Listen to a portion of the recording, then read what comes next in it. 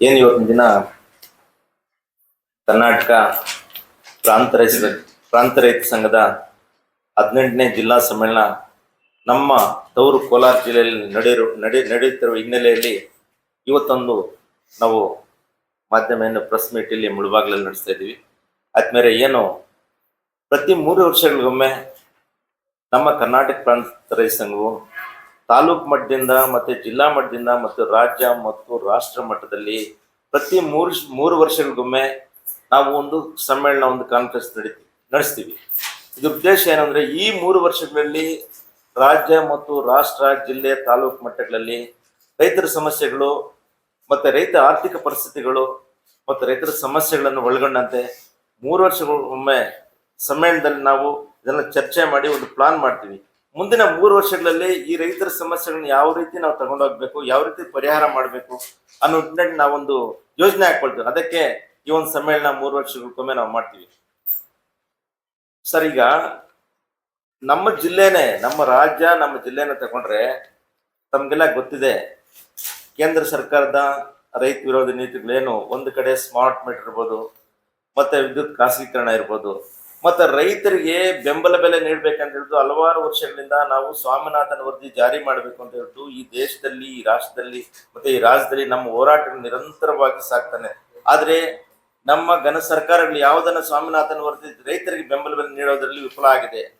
ಇದನ್ನ ಈ ಒಂದು ಸಮ್ಮೇಳನದಲ್ಲಿ ನಾವು ರೈತರಿಗೆ ಬೆಂಬಲ ಬೆಲೆ ನೀಡಬೇಕು ಸರ್ಕಾರದಲ್ಲಿ ಒತ್ತಾಯ, ಈ ಸಮ್ಮೇಳನ ಒತ್ತಾಯ ಮಾಡ್ತೀವಿ. ಅದೇ ರೀತಿ ತಮಗ್ ಗೊತ್ತು, ನಾವು ಯಾವಾಗ್ಲೂ ನಾವು ಹೋರಾಟ ಮಾಡ್ದಾಗ್ಲೆಲ್ಲ ನಾವು ಈ ಒಂದು ಪ್ರಸ್ತಾಪ ಮಾಡ್ತೀವಿ. ಯಾರು ನಮ್ಮ ಲೋಕಸಭಾ ಸದಸ್ಯರು ಇರ್ಬೋದು, ನಮ್ಮ MLA ಯಾರೂ ಇದನ್ನ ಮಾಧ್ಯಮದಲ್ಲಿ ದಯವಿಟ್ಟು ಈ ಸಬ್ಜೆಕ್ಟ್ ಅನ್ನ ಸ್ವಲ್ಪ ಹೈಲೈಟ್ ಮಾಡ್ಬೇಕು.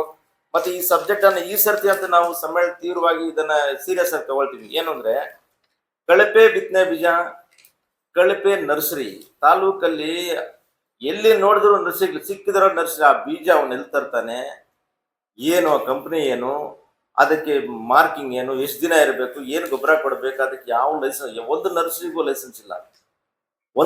ದಯವಿಟ್ಟು ಒಂದು ನರ್ಸರಿಗೂ ಲೈಸೆನ್ಸ್ ಇಲ್ಲ. ಮತ್ತೆ ಗೊಬ್ಬರಗಳು, ಕ್ರಿಮಿನಾಶಕಗಳು. ಈಗ ಬಂಗಡಿ ಅವನು ಹೇಳ್ತಾನೆ, ಸರ್ ನೀವು ಇದು 1,500 ಆಗಿ ಸರ್, ನೀವು ಬಂದಿದ್ದಕ್ಕೆ 500 ರೂಪಾಯಿ ಅಂತಾನೆ.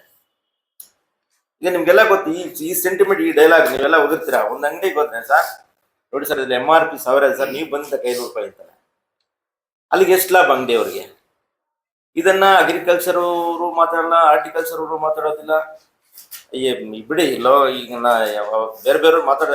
ಇದನ್ನು ಸಹ ಈ ಸಮ್ಮೇಳನದಲ್ಲಿ ನಾವು ಚರ್ಚೆಗೆ ತರ್ತೀವಿ. ಅದೇ ರೀತಿ ನಮ್ಮ ಕೋಲಾರ ಜಿಲ್ಲೆಯಲ್ಲಿ ಸುಮಾರು ನಮಗ್ ಗೊತ್ತಿದ್ದಂಗೆ ಎಲ್ಲ 5 ತಾಲೂಕಲ್ಲಿ ಸೇರಿನು ಒಂದು 60,000 ಅರ್ಜಿಗಳು ವಜಾಗಿದೆ. ಏನ್ ಅರ್ಜಿಗಳು? ಏನು ಉಳುವನಿಗೆ ಭೂಮಿ ಕೊಡಬೇಕು ಅಂತ ಹೇಳ್ಬಿಟ್ಟು ಸರ್ಕಾರ ಆದೇಶ. ಫಾರಂ 57 ಹಾಕಿ 10 ವರ್ಷ ಆಗಿ ಜನ ಕಾಯ್ತಾ ಉಳುಮೆ ಮಾಡ್ತಾ ಇದ್ದಾನೆ. ಫಾರಂ ಹಾಕೊಂಡು ಕಾಯ್ತಾ ಇದ್ದಾನೆ, ನನಗೆ ಇವತ್ತಲ್ಲ ನಾಳೆ ಭೂಮಿ ಬರುತ್ತೆ ಅಂತ. ಆದ್ರೆ 60,000ದಲ್ಲಿ 50,000 ಸರ್ಕಾರ ರಿಜೆಕ್ಟ್ ಮಾಡಿದೆ. ಏನು ಅಂದ್ರೆ, ನಮ್ಮಲ್ಲಿ ಭೂಮಿ ಲಭ್ಯ ಇಲ್ಲ ಮತ್ತೆ ನೀವು ಅರ್ಹತೆ ಇಲ್ಲ ಅಂತ ಹೇಳ್ಬಿಟ್ಟು. ಅದಕ್ಕೆ ನಮ್ದೇನು ಈ ಸಮ್ಮೇಳನ ಮುಖಾಂತರ ಸರ್ಕಾರದ ಒತ್ತಾಯ ಮಾಡ್ತಾ ಇದೀವಿ. ಏನ್ ನೀವು ರಿಜೆಕ್ಟ್ ಮಾಡಿದಿರೋ 50,000 ಅರ್ಜಿಗಳನ್ನ ನಮ್ಮ ತಾಲೂಕಲ್ಲೂ ಸಹ 7,000, ನಮ್ಮ ತಾಲೂಕಲ್ಲಿ 13,000 ಅರ್ಜಿಗಳು ವಜಾಗಿದೆ. ಬೇಕಾದ್ರೆ ನೀವು ಅಂಕಿಅಂಶ ತಾಲೂಕು ತಗೊಳ್ಳಿ. 15,000 ಹಾಕಿರೋದು, 13,000 ರಿಜೆಕ್ಟ್ ಆಗಿದೆ. ಇದನ್ನ ಬೇಕಾದ್ರೆ ತಗೊಳ್ಳೋದು. ಏನ್ ರಿಜೆಕ್ಟ್ ಆಗಿದೆಯೋ ಎಲ್ರಿಗೂ ಸಹ ಸಾಗುವಳಿ ಚೀಟಿ ಕೊಡಬೇಕು, ಉಳುವವರಿಗೆ ಸಾಗುವಳಿ ಚೀಟಿ ಕೊಡಬಂದು ನಮ್ದು ಒಂದಿದೆ ಇದು. ಮತ್ತೆ ಏನು ಇಷ್ಟೊತ್ತು ನಮ್ಮ ಗೀತಮ್ಮ ಅವ್ರು ಹೇಳಿದ್ರು, ಕೃಷಿ ಆಧಾರಿತ ಕೈಗಾರಿಕೆಗಳು ನಮ್ಮಲ್ಲಿ ಜಿಲ್ಲೆಯಲ್ಲೂ ಇಲ್ಲ, ಇಲ್ಲೂ ಇಲ್ಲ. ಅದಕ್ಕೆ ಈಗ ಟೊಮೊಟೊ, ಮುಖ್ಯವಾಗಿ ಟೊಮೊಟೊ ಇದೆ. ಟೊಮೊಟೊಗೆ ಎಲ್ಲಾದ್ರೂ ಈ ತಾಲೂಕಲ್ಲಿ ಒಂದು ಫ್ಯಾಕ್ಟ್ರಿ, ಏನು ಒಂದು ಕೋಲ್ಡ್ ಸ್ಟೋರೇಜ್ ಒಂದು ಫ್ಯಾಕ್ಟ್ರಿ ಮಾಡಲೇಬೇಕು. ಮತ್ತೆ ಮಿಕ್ಕಿದ ವಿಷಯಗಳು ಬೆಂಬಲ ಬೆಲೆ, ಮತ್ತೆ ನೀವು ಈ P ನಂಬರ್ ಕೋಡಿಗಳು, ಏನು ಮಂದಗತಿಯಲ್ಲಿ ಏನು ನಮ್ಮ ಸಾಗುವಳಿ ಚೀಟಿ ಕೊಡೋ ವಿಷಯದಲ್ಲಿ P ನಂಬರ್ ತೆಗೆಯುವ ವಿಷಯಗಳು, ಇನ್ನ ಹಲವಾರು ಸಮಸ್ಯೆಗಳು. ಮತ್ತೆ ಏನು ನಾವು ರೈತ ಮುಖ್ಯವಾಗಿ ಮರ್ತು ಬಿಟ್ವಿ. ಏನು ಮುಖ್ಯವಾಗಿ ಅರಣ್ಯ ಇಲಾಖೆದು ನಮ್ಮ ಜಿಲ್ಲೆಯಲ್ಲೇ ಫಸ್ಟ್ ಆಗಿದೆ. ಅದು ಶ್ರೀನಿವಾಸಪುರ ಫಸ್ಟ್ ಸ್ಟಾರ್ಟ್ ಆಯ್ತು. ಈಗ ಮುಳಬಾಗ್ಲಲ್ಲಿ ಏನು ನಮ್ಮ ಕರ್ನಾಟಕ ಪ್ರಾಂತ ರೈತ ಸಂಘದ ಒಂದು ಹೋರಾಟದಿಂದನೇ ಮಾತ್ರ ಈಗ ಫಾರೆಸ್ಟ್ ಅವರು ಎಲ್ಲೂ ರೈತರ ಮೇಲೆ ದೌರ್ಜನ್ಯ ದಬ್ಬಾಳಿಕೆ ಮಾಡ್ತಾ ಇವತ್ತು ಇದ್ದಾರೆ. ಇದನ್ನ ಇನ್ನು ಮುಂದೆನೂ ಸಹ ಏನು ಸರ್ಕಾರ ಇರ್ಬೋದು, ಫಾರೆಸ್ಟ್ ಇರ್ಬೋದು, ಇವರು ರೈತರು ಯಾರು ಈಗಾಗಲೇ ಉಳ್ಮೆ ಮಾಡ್ಕೊಂಡು ಏನಿದಾರ ಆ ರೈತರ ಮೇಲೆ ಯಾರು ಒಕ್ಕಲಿಸಬಾರ್ದು, ದೌರ್ಜನ್ಯ ಮಾಡಬಾರ್ದು. ಇದ್ರ ಬಗ್ಗೆನೂ ನಾವು ಸರ್ಕಾರದ ಮೇಲೆ ರೈತರಿಗೆ ಅನುಕೂಲ ಆಗೋ ರೀತಿ ಕಾನೂನು ತರಬೇಕಂತ ಸರ್ಕಾರದ ಮೇಲೆ ಒತ್ತಾಯ ಮಾಡ್ತೀವಿ. ಈ ಸಮ್ಮೇಳನದಲ್ಲಿ ರೈತರ ಪರವಾಗಿ ಇನ್ನ ಹಲವಾರು